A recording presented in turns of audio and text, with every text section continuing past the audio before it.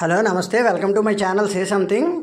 మిత్రులందరూ స్క్రీన్ మీద చూస్తున్నారు కదా. ఈవినింగ్ యాక్చువల్గా త్రిష గారి బర్త్డే వీడియో మార్నింగ్ చేశాను. మే 4th ఆవిడ బర్త్డే జరిగింది. అయితే త్రిష గారి మూవీస్లో సంథింగ్ స్పెషల్గా ఉన్న ఏదైనా ఒక మూవీ చేయాలనుకున్నప్పుడు ఆవిడ హీరోయిన్గా చాలా మంచి మంచి లీడింగ్ రోల్స్ చేసిన సినిమాలు చాలా ఉన్నాయి. అయితే ఈ నెలలోనే దాదాపుగా రిలీజ్ అయ్యి ఆవిడకంటూ స్పెషల్ రోల్ క్రియేట్ చేసినటువంటి ఆకాశమంతా అనే సినిమా. అంటే యాక్చువల్గా ఇది సినిమా తమిళ సినిమాని మనకు తెలుగులో తీసుకొచ్చారు. ప్రకాష్ రాజ్ గారిదే సినిమా, సొంత సినిమా ఇది. ఈ తెలుగులో రిలీజ్ అయినప్పుడు మాత్రం 27th May రిలీజ్ అయిందనమాట. అప్పట్లో ఇప్పుడు 2009లో, యాక్చువల్లీ 2008 సినిమా 2009లో మనకి రిలీజ్ అయ్యింది. ఆ విధంగా రిలీజ్ అవ్వడం వల్ల ఈ త్రిష గారు పుట్టినరోజు కూడా May 4th అవడం, ఈ నెలలోనే ఈ సినిమా ఆవిడది రిలీజ్ అవ్వడం. సో ఈ విధంగా ఈవినింగ్ మంచి సినిమాగా ఇది చేసుకుంటున్నాం అనమాట. సో ఇంకా ఆకాశమంతా మూవీ డీటెయిల్స్కి వెళ్తే కనుక డైరెక్టర్ వచ్చి రాధామోహన్ గారు, రిటర్న్ వచ్చి అంటే స్టోరీ కూడా వచ్చి రాధామోహన్ గారు, డైలాగ్స్ వచ్చి మాత్రం సిపి నారాయణన్ గారు, ఆర్ సుబ్రహ్మణ్యన్ గారు రాశారనమాట. మనకి తెలుగులో అబ్బూరి రవి గారు హెల్ప్ చేశారు కొన్ని మాటలకి అన్నింటికి కూడా. తర్వాత ప్రొడ్యూసర్ వచ్చి ప్రకాష్ రాజ్ గారు, ప్రకాష్ రాజ్ గారే, కానీ తెలుగులో దిల్ రాజు గారు కూడా ప్రొడ్యూస్ చేసినట్టున్నారు తెలుగులో తీసుకున్నప్పుడు దీన్ని. అదే మామూలుగా ఈవెన్గా చూసుకున్నాం కదా. ఫస్ట్నే దిల్ రాజు ప్రొడక్షన్స్ అని వస్తుంది, అందులోని శ్రీ వెంకటేశ్వర క్రియేషన్స్ అని ఆ పతాకంపై దిల్ రాజు గారు రిలీజ్ చేశారు ఈ సినిమా తెలుగులో.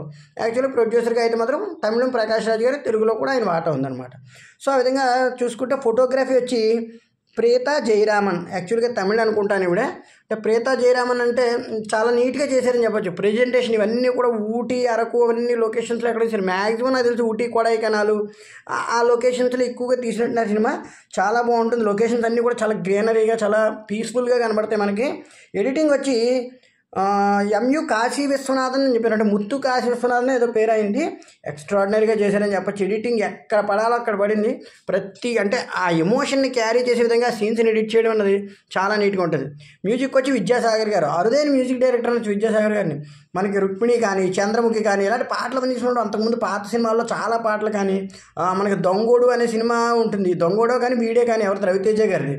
అక్కడ రవితేజ గారి సినిమాల్లో దేనికో కానీ ఇచ్చారు, చాలా బాగా ఇచ్చారు మ్యూజిక్. అంటే చాలా అరుదైన మ్యూజిక్ డైరెక్టర్ వచ్చు. తమిళంలోని, తెలుగులోని కూడా చాలా పాతకాలం, ఇప్పుడు ఒక 20-30 సంవత్సరాలుగా ఆయన చాలా డిఫరెంట్ అయిన సినిమాలకు ఇచ్చుకుంటూ వచ్చారు. ఆయనకి రేర్గా పడుతుంటాయి మూవీస్, కానీ మంచి మ్యూజిక్ ఇస్తారు. మనం ఈ విధంగా చూసుకుంటే రుక్మిణి సాంగ్స్ ఎప్పటికీ హైలైట్, చంద్రముఖి సాంగ్స్ రజనీకాంత్ గారు ఎప్పటికీ హైలైటే మనకి.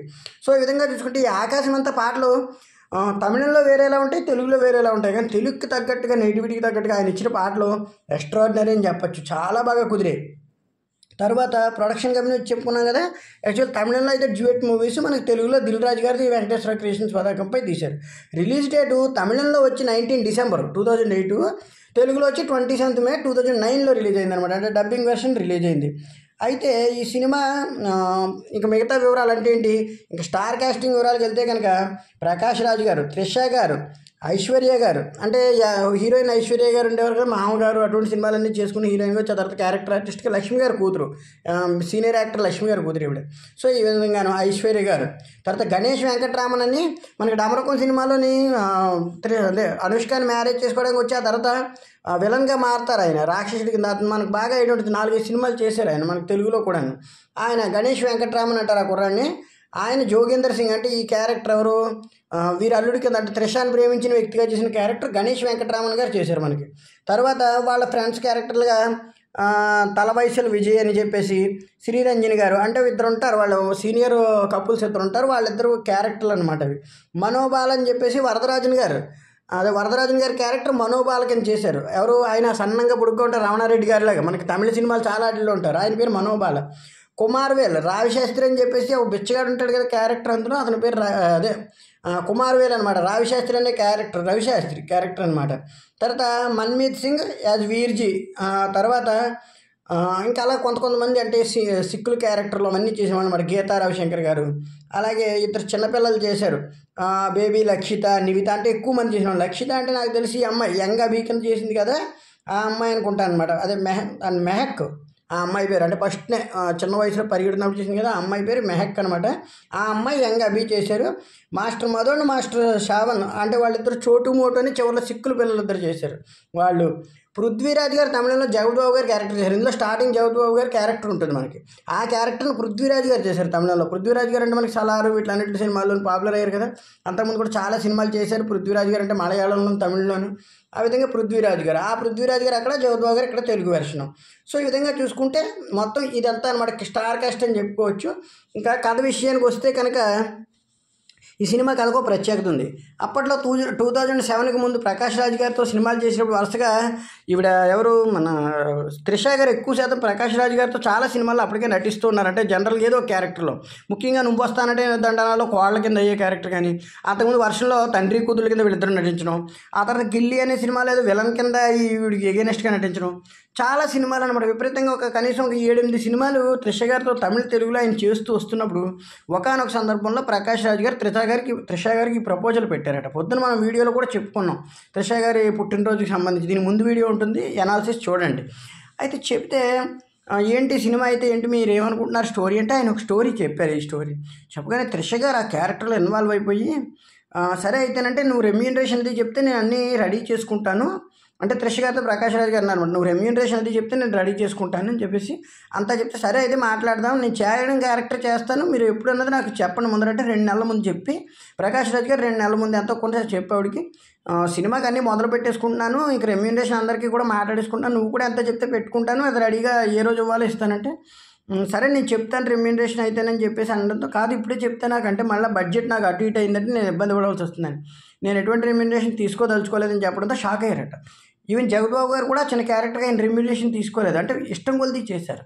అయితే చెప్తే షాక్ అయ్యి, అదేంటి నువ్వు ఒక లీడింగ్ హీరోయిన్వి, ఈ సందర్భంలో నువ్వు రెమ్యూనరేషన్ తీసుకోలేదని తెలిస్తే ఎవరైనా ఏమన్నా అనుకుంటారంటే, నాకు అటువంటివన్నీ అనవసరం, ఇది ఒక మంచి ఎమోషనల్ క్యారెక్టర్, ఒక బాండింగ్, అలాగే మీరు దర్శకుడిగా ఏదో నిలబడాలని, అంటే అదే మీరు ఏదో ప్రొడ్యూసర్గా నిలబడాలని ఒక మంచి సినిమా కాన్సెప్ట్తో వెళ్తున్నారు, ఇంత మంచి సినిమాలో చేసే అవకాశం రావడం నాకు కూడా ఒక ప్లస్సే కదా, ఇలాంటి సినిమా ఒకటి చేసినందుకు అని చెప్పేసి ఆ విధంగా త్రిష గారు తనకున్న మనసును చాటుకుని ఆ సినిమాని ఫ్రీగా చేసి పెట్టారు. అంటే దాదాపు రెమ్యూనరేషన్, వితౌట్ రెమ్యూనరేషన్, అక్కడ ఖర్చులు తప్ప, క్యాస్టింగ్కి సంబంధించిన ఖర్చులు తప్ప రెమ్యూనరేషన్ అనేది తీసుకోలేదు. మనకి ఇలాగే అల్లు అర్జున్ గారు వేదం సినిమా చేశారు, ఎవరికి, కృషి గారికి. అలా కొంతమంది కొన్ని సందర్భాల్లో ఎన్నో చేస్తారు. సూపర్ స్టార్ కృష్ణ గారు అయితే చాలామందికి అలా ఫ్రీగా చేసి పెట్టిన సందర్భాలు విపరీతంగా ఉన్నాయన్నమాట. సో ఈ విధంగా చూసుకుంటే త్రిష గారు ఈ సినిమా ఒప్పుకోవటం, ఆ విధంగా పట్టాలెక్కడం, అది కంప్లీట్ అవ్వడం జరిగింది. యాక్చువల్గా దీన్ని తమిళ సినిమాలో పేరు వచ్చి అభియుం నాయనం అనే సినిమా ఉంటుంది, అభియుం నానుమ్ అనే సినిమా అనమాట యాక్చువల్గా తమిళంలోనే. అది దాన్ని మనకు తెలుగులో ఆకాశం అంతగా తీశారు. ఇక స్టోరీ విషయానికి వస్తే కనుక, ఒక తండ్రి తన పిల్లల్ని, అంటే ముఖ్యంగా కూతురికి తండ్రికి ఉండే బాండింగ్ స్పెషల్ అని చెప్పచ్చు. ఎక్కడైనా ఏ సందర్భంలో అయినా మనం బయట చూసినా తండ్రి విపరీతమైన సీరియస్గా ఉన్నట్టుగా కనబడతారు, కానీ కూతురు పెళ్ళి అదంతా ఎటుడికి ఆయనలో ఉండే కన్నీళ్ళు బయటకు వస్తే ఎన్నో సందర్భాలు మనం బయట కూడా చూస్తూ ఉంటాం. ముఖ్యంగా భగవంతుడు ఇక్కడే ఆడదానికి మగవాడికి తెలియకుండా సంబంధం పెట్టాడనిపిస్తుంది. తల్లికి ఎక్కువ శాతం కొడుకులు ఇష్టం ఉంటారు, మనం ఇది గమనిస్తే తండ్రికి ఎక్కువ శాతం కూతుళ్ళు ఇష్టం ఉంటారు. ఇది చాలా, ఎందుకంటే భగవంతుడు పెట్టిన ఒక తెలియని దివ్యమైన బంధం అంటారు దీన్ని. ఎందుకంటే ఒక తండ్రి తన కూతుర్ని ఎలా చూస్తాడో తన భర్త కూడా తను అలాగే చూడాలనుకుని ప్రతి కూతురు కోరుకుంటుంది. అలాగే ఒక తండ్రి కూడా తనని ఎలా చూస్తున్నానో కూతుర్ని తన కాబోయే భర్త కూడా అలాగే చూడాలని కోరుకుంటాడు. ఇది ఖచ్చితమైన అంశం ఇది. అలాగే ఒక తల్లి తన కొడుకు విషయంలో కూడా అలాగే అనుకుంటుంది, తన కోడలు తనలాగే తన కొడుకుని చూసి కోడలు రావాలని కోరుకుంటుంది. ఇన్ని రకాల వెర్షన్లని భగవంతుడు మనకు తెలియకుండానే ఈ బంధాల మధ్యలో సృష్టించాడు. ఆ విధంగా ఒక అందమైన తండ్రి కూతుళ్ళ కథ మాట ఇది. అంటే ఒక చిన్న ఎమోషనల్ కంటెంట్ ఉంటూ ఒక తండ్రి కూతుళ్ళ మధ్యన ఆ ఎమోషన్ ఎంత బాండింగ్ పుట్టిన ఉండి ఎలా ఉంటుందంటే, మనకి స్టార్టింగ్ ఏం చేస్తారంటే జగపతి బాబు గారు తన కూతురుని తీసుకొచ్చి అక్కడ ఆడిస్తూ ఉంటారు. అక్కడ ప్రకాష్ రాజ్ గారు మనకి స్టార్టింగ్ ఆ ఊటీ అదంతా కొడైకెనాల్ అవే తీసినట్టున్నారు, ఎక్కువగా అవే ఉంటాయి లొకేషన్స్, టీ ఎస్టేట్లు అవన్నీ కూడా. అవన్నీ చూసుకుని నడుచుకుంటూ వస్తుంటే మనోబాల్ గారు కనబడతారు, మనకి రమణారెడ్డి గారిలో ఉంటారు కదా చూడడానికి. ఆయన కనబడి ఆయన అన్ని చిత్రమైన క్వశ్చన్లు వేస్తుంటారు అన్నమాట. వేసి ఏంటి రఘు ఈయన పేరు రఘు అనమాట తెలుగులోనే, ప్రకాష్ రాజ్ గారి పేరు. ఏంటి రఘు వాకింగ్ వచ్చారా అంటే, లేదండి ఇది సరదాగా పరిగెట్టడానికి వచ్చాను చెప్తే, అలాగే చేయండి అంటుంటారు. అదే విధంగా ఎందుకు అయిందని తర్వాత చెప్తారు. అయితే ఏమవుతుంది, ఈయన కరెక్ట్గా వెళ్ళి చూసేటప్పటికి అక్కడ జగపతి బాబు గారు ఆ అమ్మాయితో పాటలు పడుతూ వచ్చి కూర్చుంటారు ఈయన దగ్గర నవ్వుతూని. పిల్లలు అంతేనండి, అలవాటు అయిపోతుందంటే ఏంటో సరే అలవాటు అయిపోవడం అంటే అప్పుడు చెప్తారు. అభి కూడా ఇలాగే అల్లరి చేశాడు. అభి అంటే మా చిన్నప్పటి నుంచి మా అమ్మాయి అని చెప్పి అప్పుడు పరిచయం చేసుకుంటారు. నా పేరు రఘురాము, ఇక్కడ నాకు టీ ఎస్టేట్ అది ఉంది, నా అందులో వర్కర్లు ఉంటారని చెప్పేసి. అంటే టీ ఎస్టేట్లు అవి అక్కడ బాగా ఊటీలో ఉంటాయి ఎక్కువ ఎస్టేట్ అనగానే ఈయన చెప్పుకుంటారు, ఎవరు నా పేరు సుధాకర్ నేను ఇక్కడ డిస్ట్రిక్ట్ హెల్త్ ఆఫీసర్ని అని చెప్పేసి జగత్వ గారు పరిచయం చేసుకుంటారు. ఆ విధంగా మాట్లాడుకుంటున్నప్పుడు చెప్పండి సార్ నా కూతురుతో నేను ఇంకా చాలా ఇబ్బందులు పడాలేమో, మీరు సరదాగా ఏమైనా చెప్తే వింటానంటే అప్పుడు ఆయన చెప్తారు మన స్టార్టింగ్ ఆ పాప పుట్టినప్పుడు అంతానే మనకి స్టార్టింగ్ ఒక మంచి సాంగ్ పడుతుంది. ఆ చిన్న పాపని చూపిస్తారు అన్నమాట. పుట్టినప్పుడు ఆ పాపని తండ్రి పొత్తిళ్ళలోకి ఎలా తీసుకుంటాడో ఆ ఆనందం ఎలా ఉంటుందండి. నిజంగా చాలా బాగా చేశారని చెప్పొచ్చు. ప్రకాష్ రాజ్ గారికి అల్టిమేట్ అని చెప్పొచ్చు, హ్యాట్స్ ఆఫ్ కూడా చెప్పొచ్చు నిజంగా ఆ క్యారెక్టర్కి. పట్టుకుని ఆయన మురిసిపోతారు. ఏంటి ఆటల పాటల నవ్వుల పొత్తడి బొమ్మరా అని చెప్పేసి ఆ సాంగ్ కంటిన్యూ అవుతుంది. దాదాపుగా ఒక పావు గంట అరగంట పాటు సిచ్యువేషన్గా కంటిన్యూ అవుతుంది. అయితే అలా అవుతున్నప్పుడు ఆ పిల్లని పెంచడం, ఆ మేఘాల పల్లకి ఎక్కిస్తాను ఆ పాటదంతా సరదాగా తిప్పుతుండడం, చిన్న పాపగా ఎదగడం, అలా సైకిల్ నేర్చుకోవడం, ఒకనొక సందర్భంలో సైకిల్ తొక్కుతానంటుంది, అక్కడ భయపడుతుంటారు. అంటే ఇవన్నీ చెప్తుంటే ఏంటి సార్ ఇవన్నీ అంటాడు జగతో. ఆ తర్వాత ఒక 3 ఏళ్ల వయసుకే నాకు షాక్ ఇచ్చింది తెలుసా అంటే ఏంటంటే స్కూల్లో జాయిన్ చేయాలి. ఆ స్కూల్ కోసం ప్రకాష్ రాజ్ గారిని 10 గంటలకు లేపేశారు. రాత్రి చదివించేస్తుంటారు, పగలు ఆవిడ 10 గంటలకు లేచి 5ంటికి లేపించి చదివించేస్తుంటుంది తెల్లవారుజామున. ఎందుకే ఇవన్నీ అంటే అక్కడ ఇంటర్వ్యూ అండి, అడుగుతారు, ఇంగ్లీష్లో క్వశ్చన్లు అడుగుతారు, మీరు చెప్పాలని చెప్పేసి చెప్పడంతో ఈ సందర్భంలో ఇంకోటి ఏమవుతుంది, మాక్ టెస్ట్లను పెడితే అక్కడ జపాన్కి టోక్యో బదులు లోక్యో అని రాస్తే అక్కడ వర్కర్ కూడా వెటకారం ఆడతారు. ఆఖరికి ఎస్టేట్లోని ఎవరిని ప్రకాష్ రాజ్ గారిని, సార్ మా పరువు అంతా మీ చేతుల్లోనే ఉంది, జపాన్కి టోక్యో అంటే లోక్యో అని రాశారట, పాపను స్కూల్లో జాయిన్ చేస్తున్నారు, జాగ్రత్తగా రాయండి సార్, మా పరువు అంతా మీ చేతిలో ఉందని వెటకారం అంటాం. ఆ పక్కనే ఆయన ఉంటారు పాపం, ఎవరి ఫ్రెండ్ అతను కూడా అంటారు జాగ్రత్తగా ఉండాలరా, ఇంక 1వ తరగతిగా మనకి ఎలా ఉందంటే ఎల్కేజీకి పరిస్థితి ఇంక ఎదురది వెళ్ళే కొద్ది ఎలా ఉంటాను. తీరా చేసిపోయి నేను 10 రోజులు ప్రిపేర్ అయ్యాక అక్కడికి వెళ్ళాక ఆ స్కూల్ టీచర్ ఏమీ ఇంటర్వ్యూ చేయదనమాట. దీంతో ఐశ్వర్య గారి పక్క చూడడం షాక్ కూడా ఆయన అవుతుంది. ఈయన జగత్గా చాలాసేపు నవ్వుతారు ఆ విషయం. అలా ప్రతిదీ అనమాట. ఆ తర్వాత ఒకనొక సందర్భంలో అక్కడ ఒక ఇతను ఉంటాడు, ఎవరు ముష్టిగా అదే అడుక్కునేవాడు అనమాట. పాపం అతను ఆ విధంగా బెగ్గర ఉంటాడు. అతని పేరు అదే చెప్పుకున్నాం కదా మనం ఇందాక, ఆయన పేరు అని చెప్పేసి ఎవరు కుమారవేలు ఉండడంతో కుమారవేలు చూపించి ఇంటికి తీసుకొద్దాం ఉంటుంది. అది ఎలాగమ్మంటే ప్లీజ్ నాన్న అంటే ఇక కూతురు మాట కాదనలేడు మాట. ఆయన చాలా తండ్రులు చేసేది అలాగే కూతురు మాట కాదనలేక వాడు నీట్గా తయారు చేసి తీసుకొస్తారు. తీసుకొచ్చి ఒక రెస్టారెంట్కి వెళ్తుంటే నాన్న అతను కూడా తీసుకెళ్తుంటే రెస్టారెంట్కి తీసుకెళ్తే అక్కడికి పేరు పెడతారు. నీకు ఏదైనా పేరుందా అంటే నాకు పేరు లేదంటాడు. మరి నీకు ఏ పేరు ఇష్టం అంటే నాకు క్రికెటర్ రవిశాస్త్రి ఇష్టం అంటే అయితే రవిశాస్త్రి నీ పేరు అంటారు. అలాగే అతను తీసుకెళ్ళి ఆ రెస్టారెంట్లో కూర్చోబెట్టినప్పుడు అతను బాధపడుతుంటే ఎందుకురా బాధపడుతున్నావు రవి అని చెప్పేసి ప్రకాష్ రాజ్ గారు అన్నప్పుడు, సార్ ఇలాంటి రెస్టారెంట్లో కూర్చోవడం ఫస్ట్ టైం సార్, మా అమ్మ నాకు ఫుడ్ పెట్టింది, పాపని చూస్తే అమ్మే గుర్తుకొద్దని అతను అలా ఎమోషనల్ కంటెంట్ అయిపోతుంది అనమాట. ఇలా ఒక సందర్భంలో ప్రతి నిమిషం ఏదో ఒకటి చెబుతూ అలా ఎదుగుతూ త్రిష గారిగా మారాక తనేమో స్కూల్లో ఒక లవ్ లెటర్ రాసినప్పుడు ఇతనికి చూపిస్తుంది. ఈ స్కూల్ దాకా అంటే ఈ కాలేజీ దాకా మనకి ఈ పాట కంటిన్యూ అవుతుంది. ఆ పాప ఎదిగేదాకా ఏదో ఆటల పాటల నవ్వుల పొత్తడి బొమ్మరా అనే సాంగ్ అది కంటిన్యూ అవుతుంటుంది. ఆ తర్వాత రవిశాస్త్రి అని ఇతను వచ్చాడు కదా క్యారెక్టర్ కుమారవేలు, అతనితో పాట ఉంటుంది. ఒకానొక గుట్లో ఒకే ఒక అయ్యా ఒకే ఒక అమ్మ అని చెప్పేసి సాంగ్ చాలా బాగుంటుంది. అంటే ఈ పాప గురించి చెప్తున్నాం అన్నమాట, త్రిష గురించి పాడుతున్నాను. ఇవన్నీ సాంగ్స్ అయిపోయాక ఈ కాలేజీలో కూడా ఎవరో లవ్ లెటర్ రాయడం, అది ప్రకాష్ రాజ్ గారు లైట్గా తీసుకోమంటారు. ఇలాంటివి ఎదురవుతాయిరా ఫ్యూచర్లో. తర్వాత ఢిల్లీకి వెళ్తానంటుంది. ఢిల్లీకి వెళ్తానంటే షాక్ అవుతారు, వద్దమ్మా అంటే కానీ వినదు. అంటే ఇంకా తన నిర్ణయం తందే వెళ్తారు. ఇలా ఢిల్లీకి వెళ్ళాక అక్కడ జోగేందర్ సింగ్ అనే వ్యక్తిని పరిచయం చేసుకుంటుంది. అతన్ని ఇంటికి తీసుకొస్తుంది. అది ప్రకాష్ రాజ్ గారికి నచ్చదు. కాకపోతే అతనిలో పరిచయంలో ఆ పరిచయాన్ని చాలా బాగా రిసీవ్ చేసుకుంటాడు. అతను చాలా మంచివాడు అనమాట. అతను ఏకంగా పెద్ద జర్నలిస్టు, ప్రధానమంత్రి గారితో కూడా మాట్లాడుతుంటాడు. ఏకంగా అంటే బాగా పాపులర్ జర్నలిస్టు ప్లస్ ఇంకా అనమాట ఏదో ఉంటాయి అనుకోండి బిజినెస్ అవన్నీ. మాట్లాడుతుంటే ఆశ్చర్యపోతారు. వాళ్ళ ఫ్యామిలీని అంతా చూపించి వాళ్ళందరూ ఆర్ఫాన్స్ అని వాళ్ళందరికీ తనే ఆశ్రయం ఇస్తున్నాడని చెప్పడంతో ప్రకాష్ రాజ్ గారు రోజు రోజుకి అతన్ని రిసీవ్ చేసుకునే తీరులో మార్పు వస్తుంది. ఒకనొక సందర్భంలో త్రిష గారిని ఇలా తీసుకెళ్తుంటే పడిపోతారు ఆవిడ ఒక్కనే నడుస్తూని, నువ్వు నా కూతుర్ని ఏం చూసుకుంటాను కోపంగా అనేస్తారు. అనేసాక గణేష్ వెంకటరామన్ క్యారెక్టర్ అన్నాం కదా, గణేష్ వెంకటరామన్ అలా చూస్తూ ఉండిపోతాడు. తర్వాత వెళ్ళిపోతుంటే కాకేసి ఐఎమ్ సారీ ఏమనుకోకూడదు అంటాడు. అంటే ఏమనుకోకండి అని అన్నట్టుగా మాట్లాడతాడనమాట. మాట్లాడితేనే అప్పుడు అంటాడు, లేదు అంకుల్ మీకు తెలియట్లేదు, అభి మీ గురించి చెప్పినప్పుడు నాకు ఒక మాట అనిపించింది, నేనే మీ కొడుకుగా పుడితే ఎంత బాగున్నా అనిపించింది, మీరంటే నాకు అంత గౌరవం ఉండడంతో అక్కడ ఒక్క నిమిషం ప్రకాష్ రాజ్ గారు కరిగిపోతారు. అంటే అంత ఉన్నతమైన వ్యక్తిత్వం గల మనిషి వచ్చాడని. ఆ తర్వాత అతను పాపం ప్రతి విషయంలోనే అతను కంటిన్యూ అవుతారు. అలాగే పెళ్ళికి సంబంధించి చివరిలో పెళ్ళి అవుతున్నప్పుడు ఆ సందర్భంలో ఏమవుతుందంటే ఇతన్ని బాత్రూంలో ఉండిపోతారు.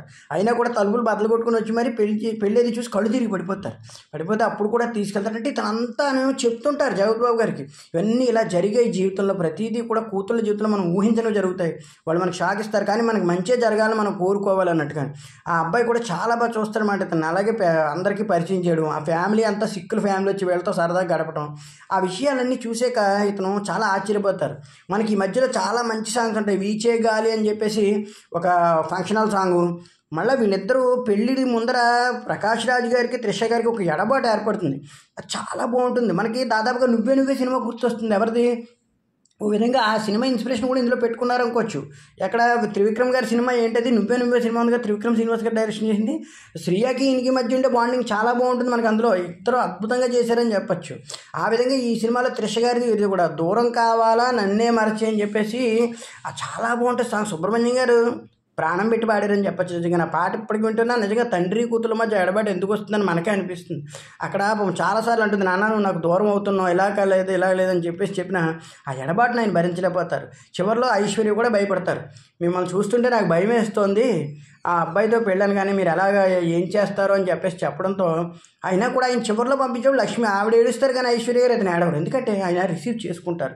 జీవితంలో కూతురిచ్చిన ప్రతి విషయాన్ని ఆయన రిసీవ్ చేసుకుంటూ వచ్చారు. ఎందుకంటే మనం నిజ జీవితంలో చూస్తాం చాలామంది తల్లిదండ్రులు పైకి పాజిటివ్గా కనబడుతున్న పిల్లల గురించి నలిగే తీరు కానీ వాళ్ళ గురించి మాట్లాడినప్పుడు కళ్ళ పొరలో ఎక్కడో దాగున్న ఒక కన్నీటి పొర మనకు కనబడుతూ ఉంటుంది. చాలా సందర్భాల్లో మనం గమనిస్తే కనుక తల్లిదండ్రులు లేని వాళ్ళు మాట్లాడుతున్నప్పుడు వాళ్ళ తల్లిదండ్రుల గురించి కానీ ఎవరి గురించైనా కావచ్చు, ఎవరి గురించైనా మాట్లాడేటప్పుడు అభిమానంగా ఉన్న వ్యక్తుల గురించి మాట్లాడేటప్పుడు ఆ కన్నీటి పొర అనేటువంటిది వాళ్ళ పట్ల ఉన్న బాధ్యతను మనకి స్ఫురింపజేస్తుందని చెప్పచ్చు. నిజంగా చెప్పుకోవాలంటే కనుక చాలా బాగా మంచి కాన్సెప్ట్తో తీసిన సినిమా ఇది. ఎక్కడికెక్కడ త్రిష గారు కానీ ప్రకాష్ రాజ్ గారు కానీ అద్భుతంగా చేశారని చెప్పచ్చు. గణేష్ వెంకటరామన్ కూడా క్యారెక్టర్కి పాజిటివ్గా సరిపోయారు. తమిళనాడు స్టేట్ ఫిల్మ్ అవార్డ్స్ వచ్చాయి దీనికి ఏకంగా 3 ఎన్నోను, త్రిషకిని, అలాగే బెస్ట్ ఫిల్మ్కి, బెస్ట్ డైరెక్టర్కి, అలాగే 4th ఇంటర్నేషనల్ తమిళ ఫిల్మ్ అవార్డ్స్ కూడా బెస్ట్ ఫిల్మ్గా అవార్డు వచ్చింది. అలాగే చాలా బాగా తెలుగులో కూడా కొన్ని ఫిల్మ్ఫేర్ అవార్డులు అవన్నీ వచ్చాయి త్రిష గారికి. ఇన్ని కూడా చాలా మంచి విలువలు పెంచేయని చెప్పచ్చు. ఈ సినిమా మీద ఎక్స్ట్రాడినరీగా చేశారని చెప్పచ్చు. మధ్యలో కొన్ని సీన్లు చూస్తే వాళ్ళిద్దరి మధ్యన అంటే తండ్రి కూతుళ్ళ మధ్యన ఇంత బాండింగ్ ఎలా ఉంటుందంటే మనం నిజ జీవితంలో చాలామందిని చూస్తాం. కొంతమంది పినతండ్రికి ఎడిట్ అవుతారు, కొంతమంది పెద్దవాళ్ళకి ఎడిట్ అవుతారు, కొంతమంది తాతగారికి ఎడిట్ అవుతారు. తాత మనవాళ్ళ బంధం ఉంటుంది, తాత మనవరాళ్ళ బంధం ఉంటుంది, ఏదైనా కావచ్చు. బంధం భార్యాభర్తల బంధం కావచ్చు, ఒక్కొక్కసారి ఎవరికీ తెలియని విధంగా ఎవరో ఒక ఆర్ఫాన్తో మనకు ఏర్పడిన బంధం కావచ్చు. బంధం అనేటువంటిది అనిర్వచనీయమైంది అంటాం కదా.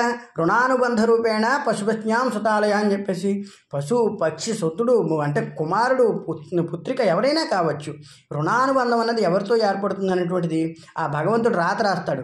ఆ విధంగా చూసుకుంటే ఈ సృష్టిలో తండ్రి కూతుళ్ళ బంధం అనేటువంటిది అత్యంత ఆమోదయోగ్యమైంది, అత్యంత అనిర్వచనీయమైందని చెప్పచ్చు అనమాట. నిజంగా స్టిల్స్ కానీ చూడడం కానీ ఆ సినిమా కూడా చూస్తుంటే ఆ దూరం కావాలన్న సాంగ్ మటుకు నాకు చాలా బాగా ఇష్టమైన సాంగు. ఎందుకంటే సాంగ్ నిజంగా చాలా బాగుంటుందని చెప్పచ్చు. ఆ బాధ కానీ ఆ పెయిన్ కానీ చాలా బాగుంటుంది అన్నమాట చూసేటప్పుడు సీన్స్. ఇందులో ఒకానొక సందర్భంలో గొప్ప విషయం జరుగుతుంది. ఆ సిక్కుల గురించి చెప్తే అందులో ఒక ఆయన గురించి చెప్తుంది త్రిష.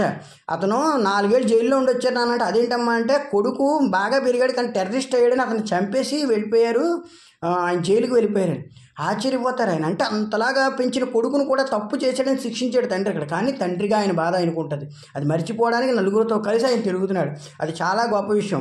ఒకానొక సందర్భంలో ఈ కుమారవేల్ అన్న అతను ఉన్నాడు కదా, కూతురు విషయంలోనే అదే అంటాడు, సార్ ఒక పిచ్చోడిని రోడ్డు మీద దొరికితే నాలాంటి తీసుకొచ్చి ఆదరించారు మీరు, అంత గొప్ప వ్యక్తి మీ అల్లుడిగా వస్తారంటే ఎందుకు సార్ ఆదరించలేకపోతున్నారు, మిమ్మల్ని చూడలేకపోతున్నాను సార్ నేను. అలాగా ఎంత గొప్ప ఉన్నతమైన వ్యక్తిత్వం మీది, మిమ్మల్ని మీరు అలా మార్చుకుంటూ ఉంటే, మీరు అలా డల్ అయిపోతూ ఉంటే మమ్మల్ని మేము ఏం చేసుకోవాలో తెలియక అమ్మ నేను మీ అందరం కూడా కళ్ళనీళ్ళు తెంచవలసిన పరిస్థితి ఏర్పడుతుంది సార్. నాలాంటి పిచ్చోడిగా ఓ లైఫ్ ఇచ్చిన వాళ్ళు ఒక ఉన్నతమైన వ్యక్తిని కూతురు జీవితంలోకి ఎందుకు రానివ్వట్లేదు అర్థం కావట్లేదని చెప్పే సీన్స్ కానీ అద్భుతం.